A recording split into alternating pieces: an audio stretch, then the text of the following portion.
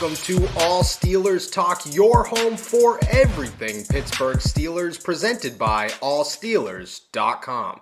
What is up, Steelers Nation? Thank you so much for jumping on to another episode of All Steelers Talk. I'm Noah Strackbein, joined every Monday, Wednesday, in this case, a Victory Tuesday, by my main man, Steven Thompson. Find us on youtube.com/All Steelers Talk or anywhere you get your podcasts. We're coming off of a Monday night win in Indianapolis, Lucas Oil Stadium, which I have to start by saying is quickly climbing to my favorite stadium in football. Like, you know, you ride a motorcycle onto the field before the game.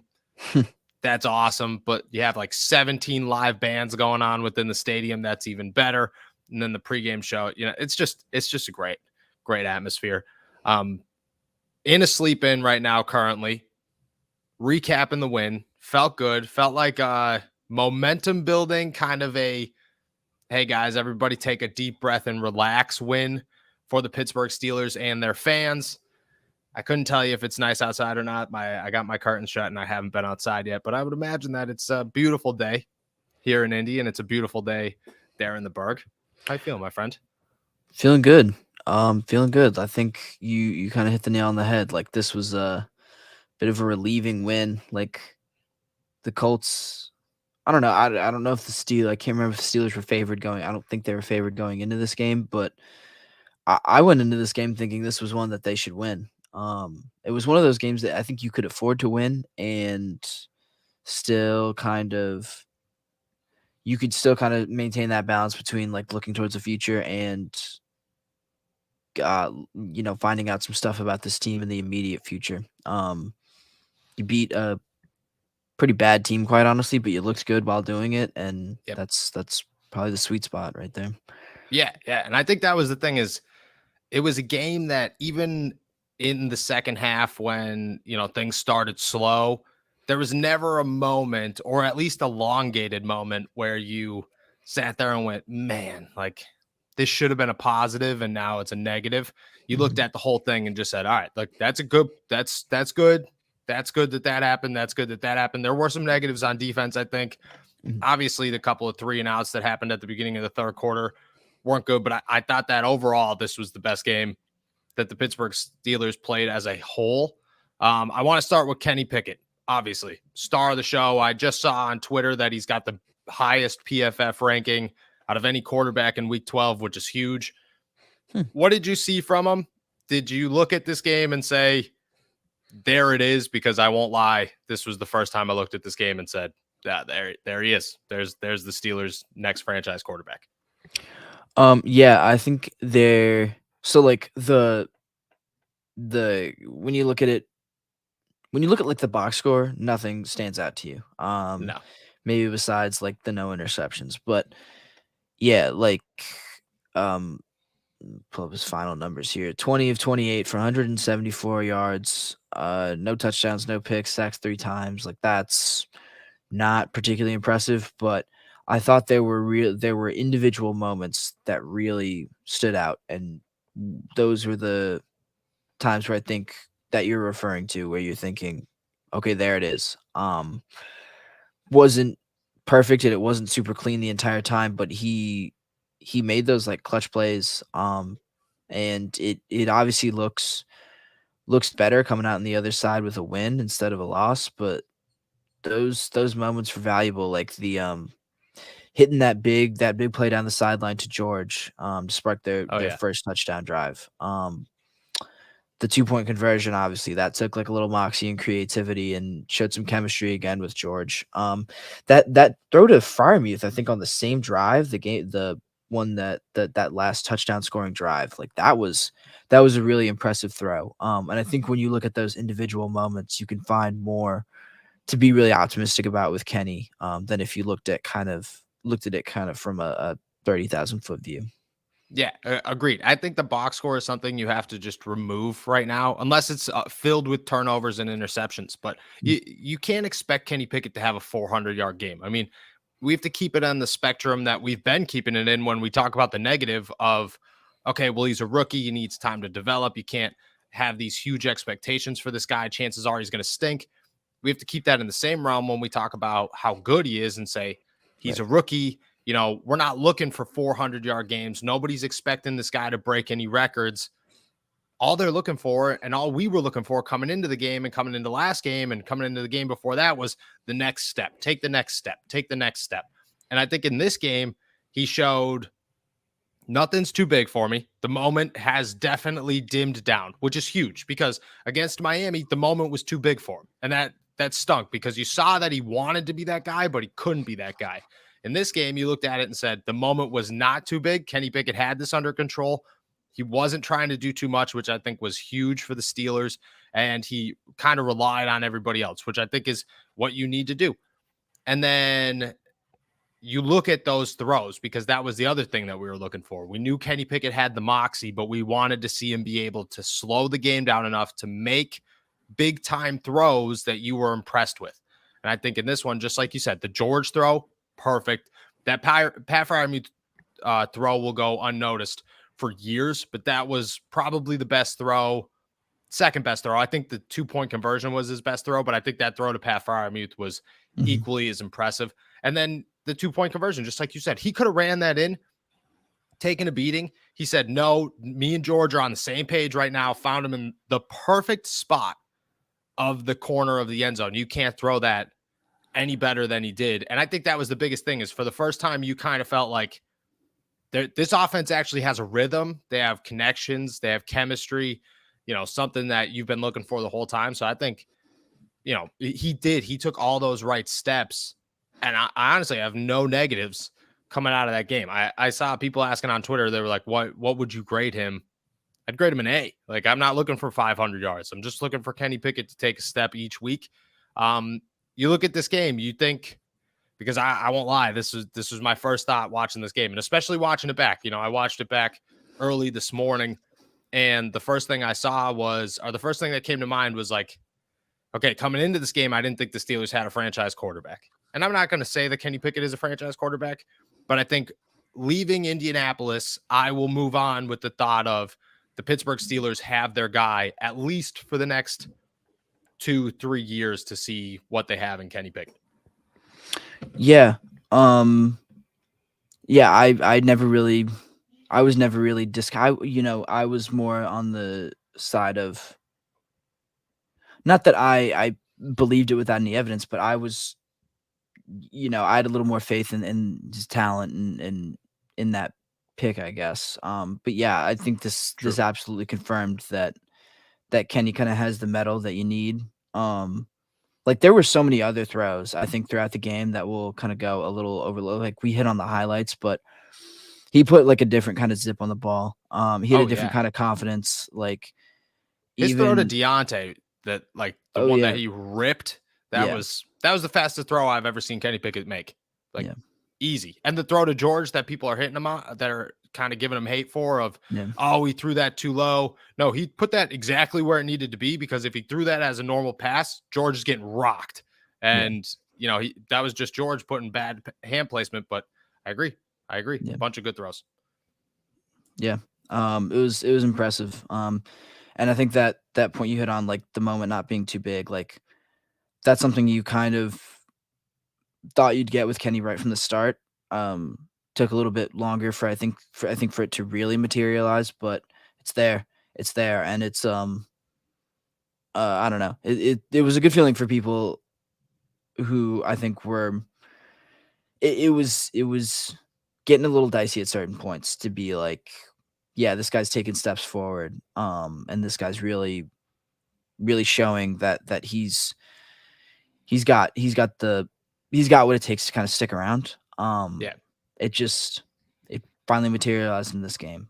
So it was a big, and we came into this game thinking that the next big step was hitting on those big plays. And he hit on those big plays. He did kind of everything that you could hope for him to do.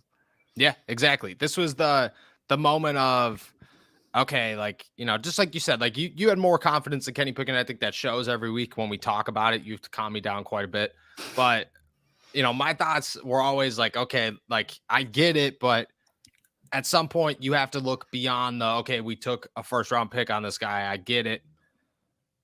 is he good enough to last it out? Because next year you got names like CJ Stroud and Bryce Young that are going to just, people are going to want him. You know, people are going to push that narrative of they should get a quarterback. And then the year after that, when Caleb Williams comes out, that narrative is going to be through the roof, especially if the Steelers are bad again. It's, you should go get Caleb Williams. There's zero question about it. You should go get Caleb Williams. I think today, this morning, that narrative is quieted down, at least in my head. You know, I no longer sit here and think the Steelers should at least consider a top pick. Like if the Steelers ended the season today, and I think they've fallen out of the top 10 in the draft, but, you know, say they don't win again for the rest of the season, then, and they find themselves in, you know, the 7th, 8th pick or whatever, I think it totally removes the, okay, you should consider a quarterback narrative that I would have had. You know, I would have definitely been somebody that are, okay, you know, you gotta at least think about it. Now I'm just, no, build around him. And I think that's the biggest part, is you could build around him. You saw George had a good game. That continues to be, in my opinion, the easiest over you could bet in all of football.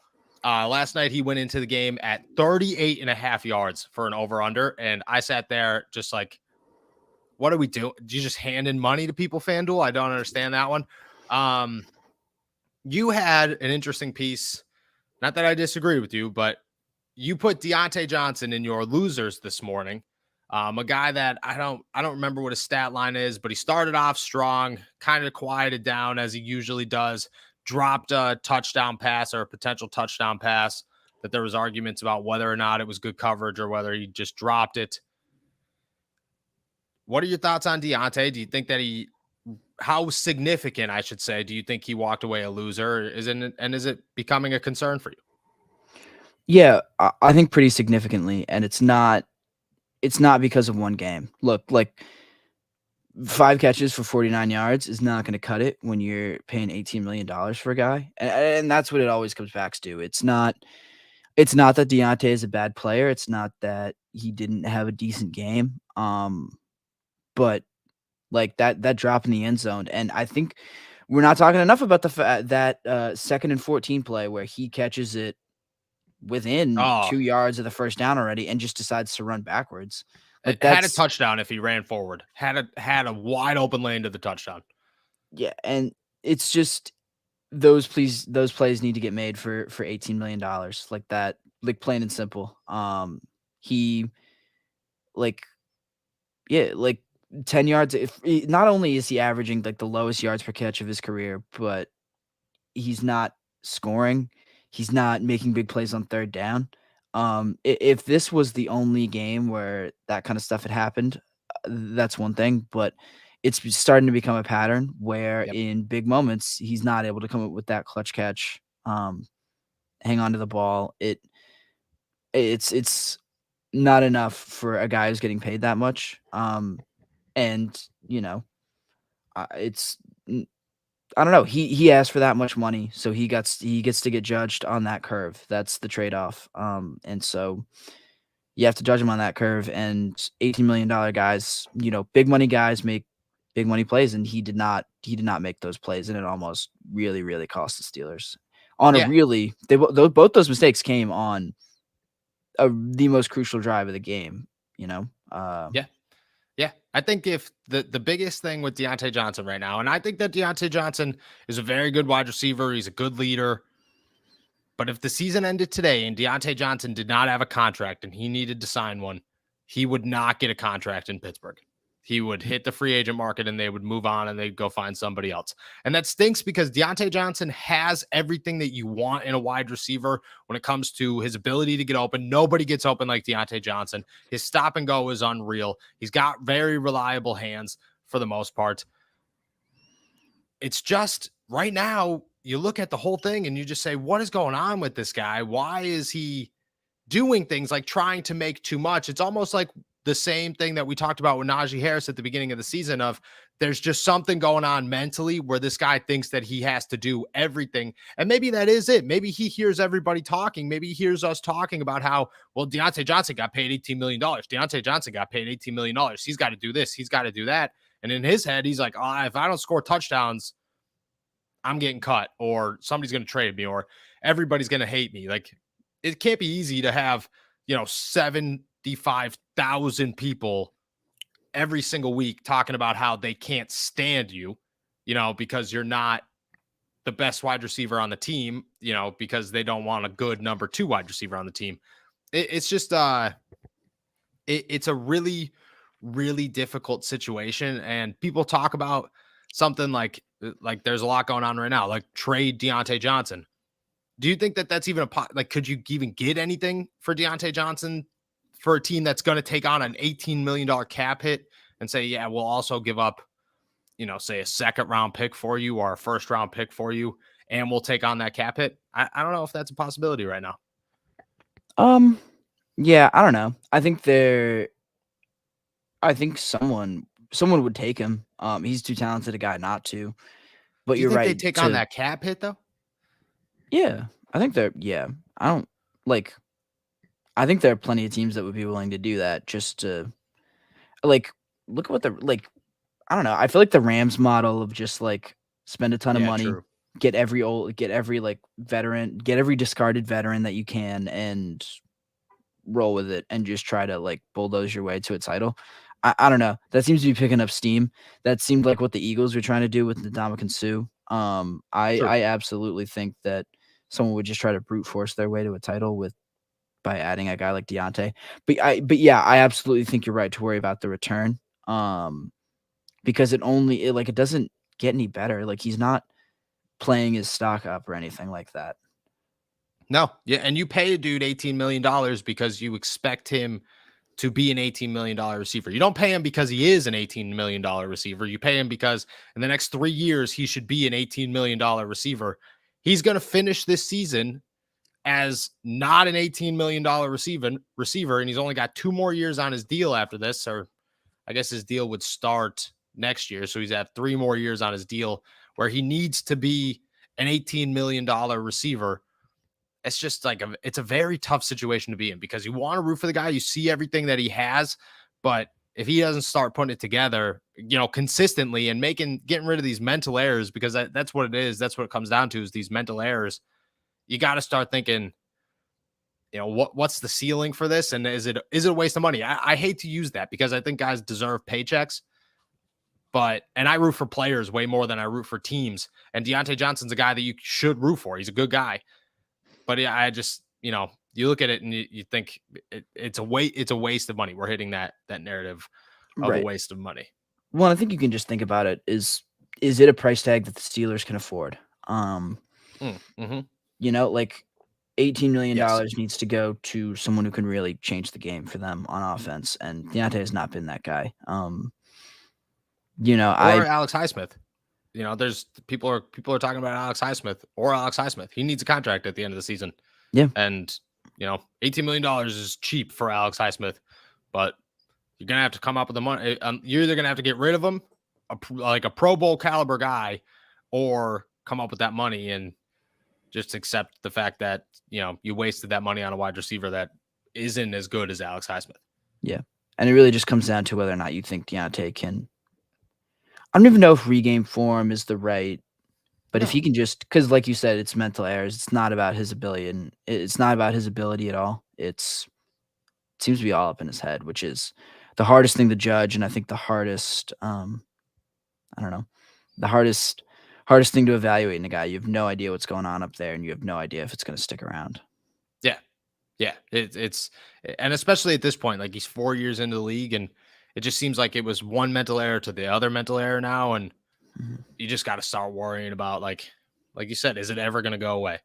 All right. I want to talk about the running game. Benny Snell Jr. and Anthony McFarland coming out huge for the Pittsburgh Steelers, and then finish off with the defense. But first, a little word from our boys over at Manscaped. It's never too early to play holiday music, and it's never too early to start thinking about gifts.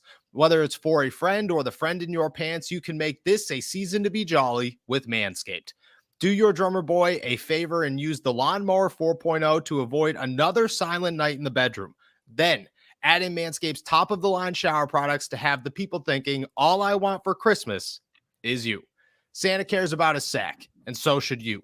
Look nice when you get naughty by going to manscaped.com and using our code STEELERS20 for free shipping and 20% off. The Manscaped Platinum Package 4.0 is the one-stop shop for the man who deserves it all. It has everything you need to help deck the halls from face to balls just in time for mistletoe season.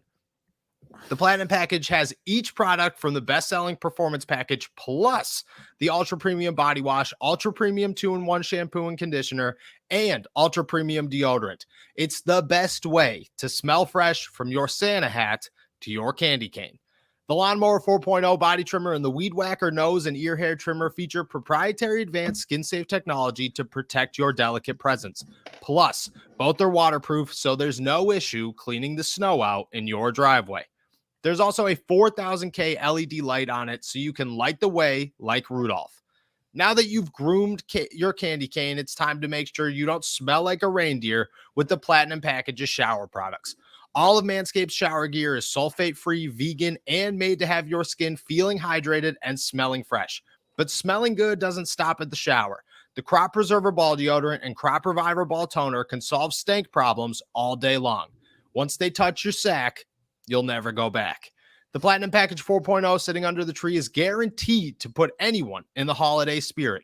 And for the perfect stocking stuffer, add in the brand new Body Buffer, an incredible body scrubber that makes exfoliating easy and a lot cleaner than that old loofah. Get 20% off and free shipping with our code Steelers20 at manscaped.com. That's 20% off with free shipping at manscaped.com and just use our code Steelers20. Manscaped, get your jingle balls ready for the holidays. All right, let's talk about the running game. Stepping up huge for the Steelers last night was Benny Snell and Anthony McFarland, neither of whom touched the ball one time all season. Anthony McFarland was called up for his first game. They combined for 18 rushes, 92 yards, and a game-winning touchdown. I mean, I don't even have a question to ask outside of, what a performance. What a put the team on your back. We're going to do this because there are no other options performance for two guys that people have pretty much given up on for the Pittsburgh Steelers. Yeah. Just good for Benny Snell, man. Like, good for Benny Snell. Like, I don't know. Like, it was really easy to like kind of think about Benny Snell and just think about what he hasn't done. All that we kind of expected him to be, and he wasn't. But he came up huge in a big spot. It just speaks to his like professionalism, Yep. his game readiness, his preparation, all of that good stuff.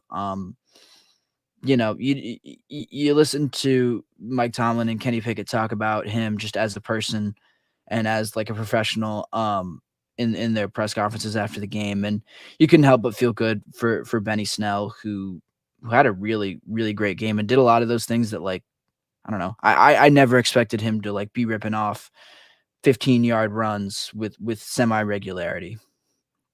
Yeah. Absolutely ridiculous. Like, I love it every second of it because two things. One, just like I talked about with Diontae, Benny is a good dude, a guy that I respect a lot as a human, always has a smile on his face, always willing to say hi, always. Anthony McFarland, my favorite person in the locker room. Always says hi to me. We talked about Thanksgiving. He was joking with me that I had to eat Thanksgiving dinner at 7:00 at night and how ridiculous it was. He's a really, really good dude. Both of them, just like you said, stayed ready for the moment. The moment came. This is the best game I've ever seen Benny Snell Jr. have. Like, he's had a 99-yard game before. I don't think it was as good as this one. I don't think he ran as powerful and as smooth as he ran in this one.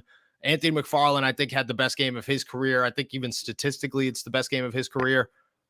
It's just like, it's just a great thing to see when you have those guys. And, you have to give the credit to the offensive line. I think the offensive line, that's what you roll with from this one, because, it's going to be tough to say, oh, you should keep all four running backs up moving forward and, just utilize all four of them. That's really hard to do. But I think that, this game kind of said, like, okay, Mason Cole is the center of the Pittsburgh Steelers. You kind of feel really good about that. He could last his contract. James Daniels is the right guard of the Pittsburgh Steelers. He could last his contract. You probably have to replace the left side of the line, but overall, there are building blocks, and this is the best offensive line the Steelers have had in like 3 years. And then outside of Dan Moore, I think, you can move on and feel really good about this group. and the future, Chooks is another one that probably is going to stay, even though his contract's very iffy because it's so big. But I think you have to give all credit to the offensive line. Like they did their thing. And I thought Dan Moore, especially when I went back and watched the tape, Dan Moore had an atrocious game and they still did their thing. Yeah. Dan Moore did not have a good game. And it was like really obvious from the start that Dan Moore was going to have a rough night. I think on the first drive, he had like the holding penalty to set him back like 10 yards and all but killed the drive and then up a sack like 2 plays later. That's Dan Moore with either a holding penalty or an illegal man downfield is the easy. If there's a prop bet for Dan Moore having a penalty, it's the easiest pick you'll ever make in your whole life. It's guaranteed one game. Yeah. But yeah, I completely agree with you about the offensive line. I think this is maybe the 3rd or 4th week in a row that we just sit here kind of astounded about, like with what we're looking at. Just given where we thought that group was going to be at this point in the year, or where they were at the beginning of the year, like they've been excellent. They were excellent last night.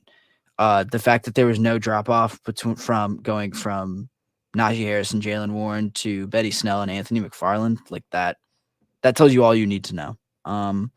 You're right. They still need pieces there, but that was an impressive performance against a Colts run defense that is pretty good. Like one of the better ones in the league. That was impressive. Indy ranks 3rd in efficiency per attempt in rushing, and 10th in success rate. They averaged 3.8 yards per carry, and they gave up. Benny Snell averaged 5.2 yards per carry, and Anthony McFarland averaged 5. Right. And it's just, like it's all credit to them. Like those holes were huge.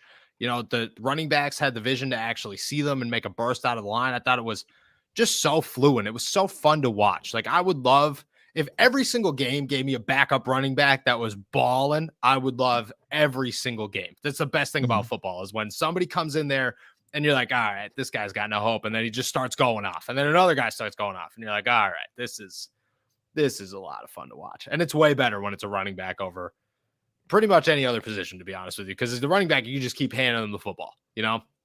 And that Benny Snell spike, I know nobody could see it.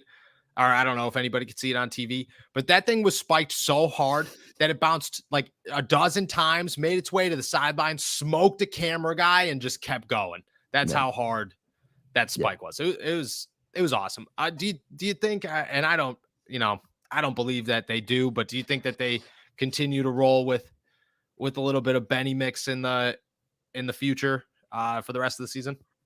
Yeah, I think with everyone healthy, no. I mean, look, depending on what happens to, like, I don't know what Jalen and Najee are going to look like this week. We'll probably get some update from Mike Tomlin today, but I don't know. That's not I don't know. You don't feel super uncomfortable having to roll against who's up next? It's Atlanta. That's Atlanta. Oh yeah. No, you don't. No, not at all. Yeah. You feel, you feel pretty good rolling with that group into Atlanta, I'd say. Yeah, I agree. I think that even if you could kind of like take your foot off the gas of rushing these guys back and just say, okay, like, we have 2 guys that we feel very confident in.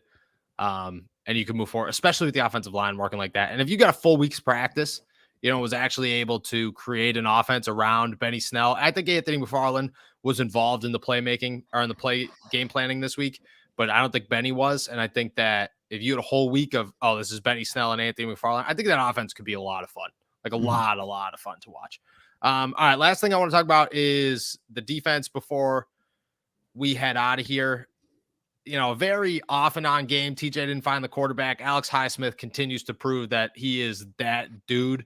I think my biggest takeaway, and I know that James Pierre gave up a touchdown to Michael Pittman Jr., and that was definitely on James Pierre, but I thought the cornerback trio that they sent out there in Pierre and Levi Wallace on the outside with Cam Sutton on the inside was the most confident I've felt in the secondary all season long. Really? That's kind of a bold take. Like, I don't know. That's just like, I like James Pierre. I'm a James Pierre guy, but like, you feel better about having him out there than Akello? Yeah. No, see, if it was my choice, because I think Akello got a bad rap. I think he came in against A.J. Brown and was still hurt and played good coverage on 2 touchdown passes that were just absolute dimes against like the 4th best wide receiver in football. And people immediately were just like, oh, this guy's trash. And like had a bad game against Amari Cooper. I get that. But also Amari Cooper is very good as well. And they're like, oh, he's trash. Like I think he got a little bit of a bad rep. I think if he got healthy and like really, really healthy, then I would play James Pierre and Akello Witherspoon on the outside to start with Cam on the inside. But I think Cam Sutton moving to the inside is the best move that the Steelers can make because he's the best cornerback that they have. And while he is a good outside cornerback, you got to get rid of Arthur Millette out there like as much as humanly possible. And I think it showed. Like Matt Ryan threw for 199 yards. James Pierre came up with an interception off of. Did you see the replay of that play and how bad Michael Pittman Jr. just absolutely demolished Cam Sutton and then came up with that was the worst non-call in the history. But I mean, in the first half, or at least the end of the first quarter, Matt Ryan's passer rating was 0 and the Colts had 0 yards. Right. So, that's good for a guy that I get Matt Ryan's washed, but I still thought that they definitely impressed me. Yeah. I mean, can't complain about that. Like the stats tell you the whole story. I think once you get to the second half, like, I'm kind of, you wonder how much is appropriate to like put on them for what happened in the second half. Cause the defense as a whole did get kind of burned in the second half. But that's like kind of a consistent theme with this group. There was no adjustment. And you wonder how much of that is on the players versus on the coaches. I don't know if there's a way to know completely for sure. But yeah, no, I'm with you there. I think I still am. I don't know. I feel like James Pierre is good in doses, but if you're leaving him for a full game, that gets kind of like doing that when you play the Browns in a couple weeks, or then I'll have to play the Bengals again, or even I guess the Ravens. I don't know. I'm still a little bit wary about large segments of James Pierre, quite honestly.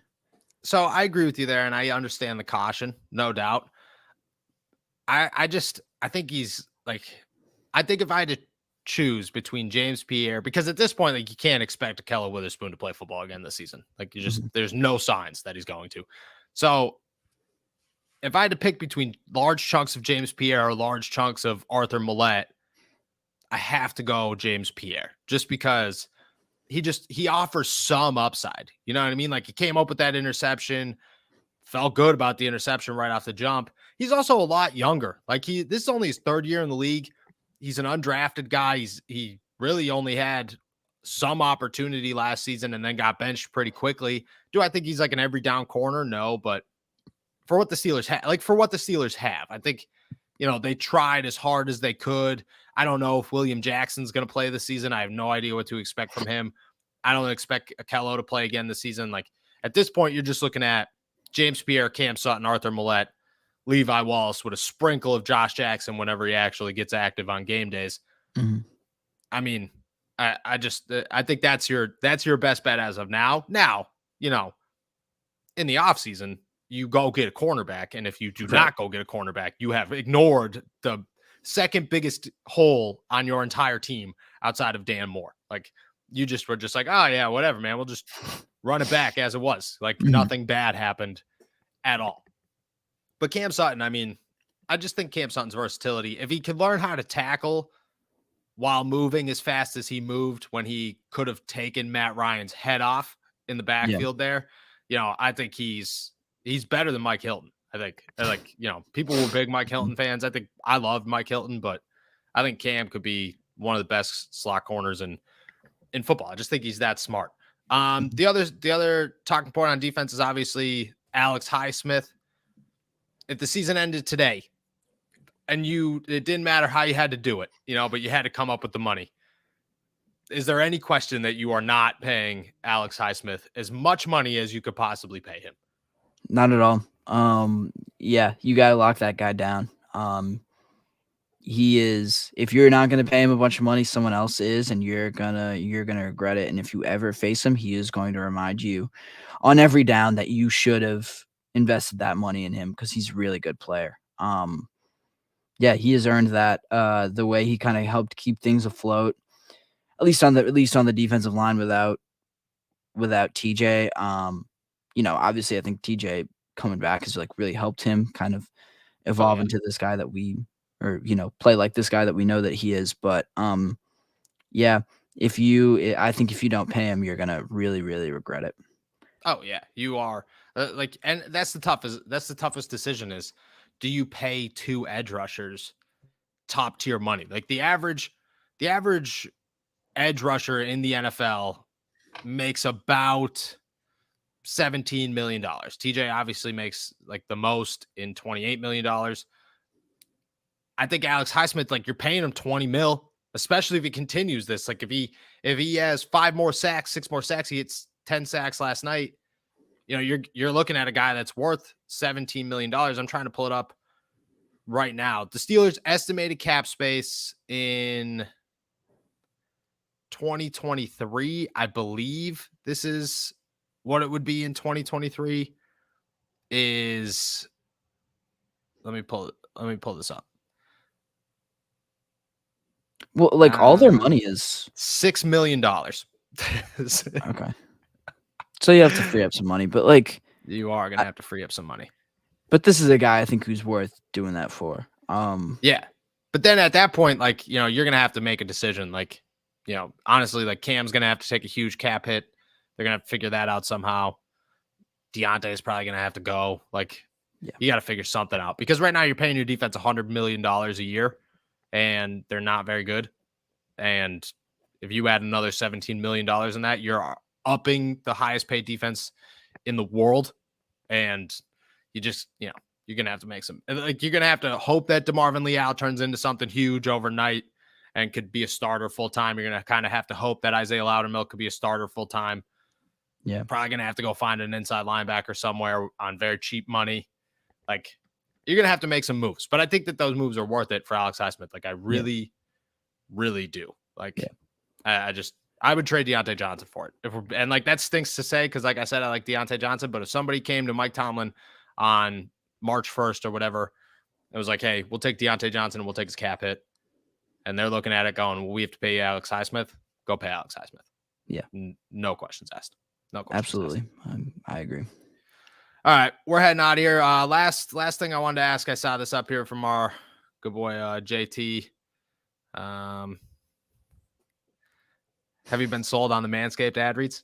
Oh yeah. I was sold on the craftsmanship from day one. No, I like the Manscaped products I've used. They're good stuff. And those ad reads always brighten my day every time Noah reads them. So top of the line ad reads. Like, absolutely. Our contract is up at the end of the year, and they're going to tell us like, oh, people have bought your stuff, people have not bought your stuff. I'll be really disappointed if they're like, oh, we're done, guys. And I'll tell them, I'll be like, look, I'll do this for free, man. Like, this is my favorite part of the show, is just doing these ad reads. I actually brought it with me, and I forgot to bring something to take it home. So we're just going to have a bunch of Manscaped products rolling throughout the car for a 5.5-hour drive. But all right, guys, I'm hitting the road. Thank you, everybody, for jumping on to another episode of All Steelers Talk. Make sure to subscribe to us on YouTube, youtube.com/All Steelers Talk. Find us anywhere you get your podcasts. Tomlin is talking at noon. I will not be on for a live stream today. However, I will be on tomorrow afternoonish after practice to answer as many questions as I possibly can from you guys. Me and Steven will be back tomorrow as well for another episode. And then me and Derek on Friday. Enjoy the rest of your Victory Tuesday. Peace.